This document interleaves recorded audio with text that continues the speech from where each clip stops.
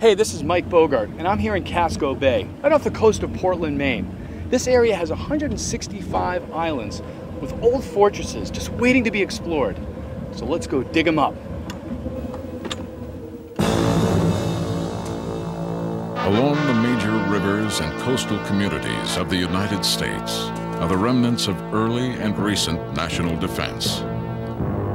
On many islands and peninsulas are the haunting remains of large cavernous gun batteries, stone bastions, and observation towers built over the past 300 years.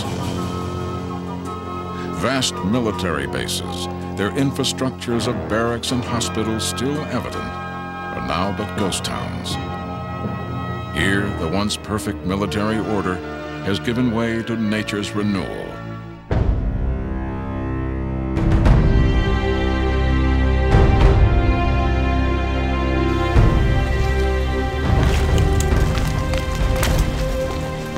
Whoa!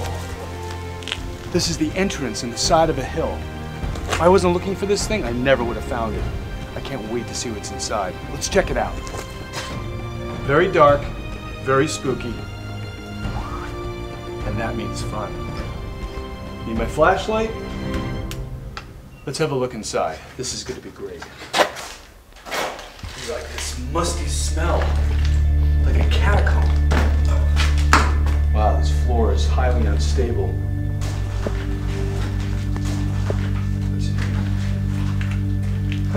This is the bathroom. Toilet paper is still on the toilet paper holder. Incredible. Oh. Whoa. What is this? Huh.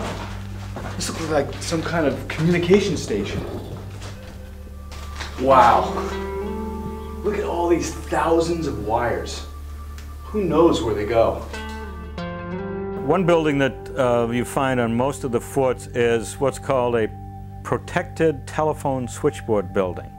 Well, once those were abandoned and they were no longer ventilated and maintained, they got very damp and the floors started to rot and eventually the floors collapse.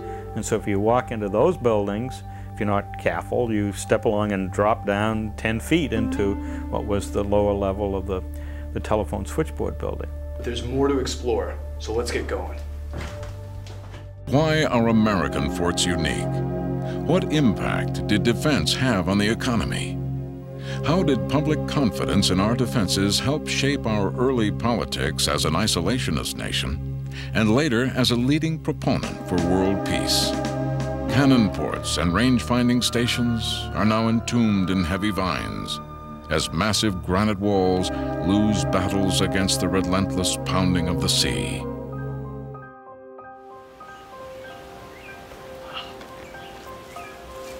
This is why we're here.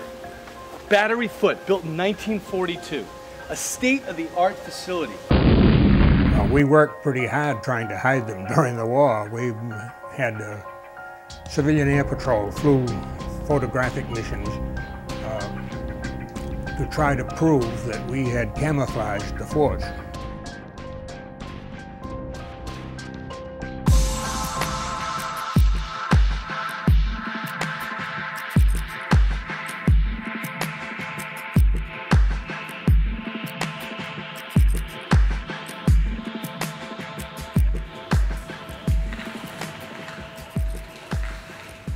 So this seems to be some type of generator room, maybe to light up this whole facility. It is so large you could probably drive a truck down the middle of the hallways here.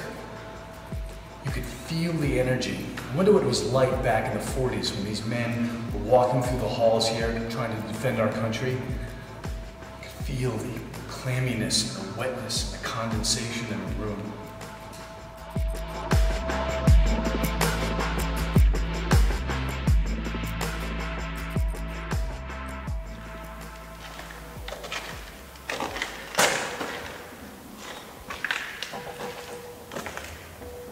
Well, here we are at the end of this long, dark tunnel.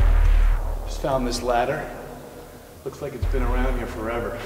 Look how it's deteriorating. And this is only after 60 years. Well, it seems like we've come to a steel door. A very old door, deteriorated, very rusty. gonna see if I can pry it open.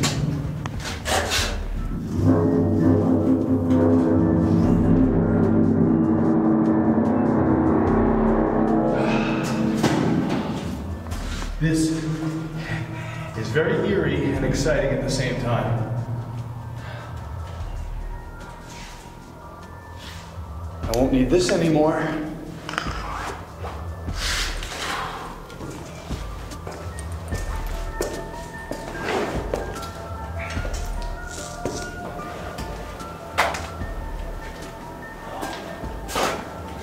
Well, as you can see, after 65 years of overgrowth, our view is pretty much obscured.